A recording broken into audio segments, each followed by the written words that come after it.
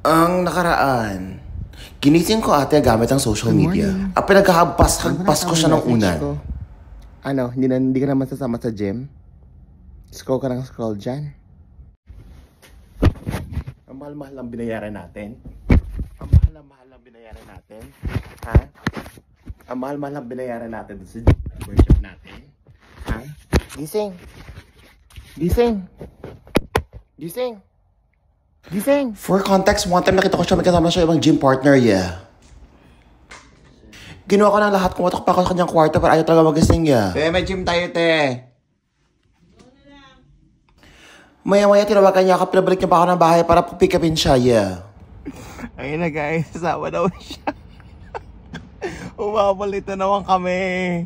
Dahil hinintay ko siya, late na naman kami pero may kita ko ibang motivation, yeah. Di ba itong lalaking to eh, no? Takbo ng takbo to tuwing umaga eh, no? Sama ko tumakbo. Nakarating na rin siya. Yeah. Kung hindi ko pa pinost yan, kung hindi ko pa yung pinost yan, sasama. For today's exercise leg day, yeah. A-reps. Leading mistake. Why? You can do it. Okay, good. For today's video, tawa-tawa yan pero mamaya lumpo yan. Yeah. Wala kasang palakas ng ate sa video pero pakikita niyo mamaya, pakikita niyo siya para siya malumpo. Yeah. This is for Bebang.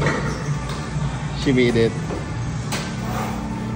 Marami pa kami ginawang exercise pero nakipaglagyan sa walang footage, yeah. Patapos na kami sa aming workout, pakita niyo siya kung paano siya malumpo. We'll see the results. It's the results for me. Another leg day.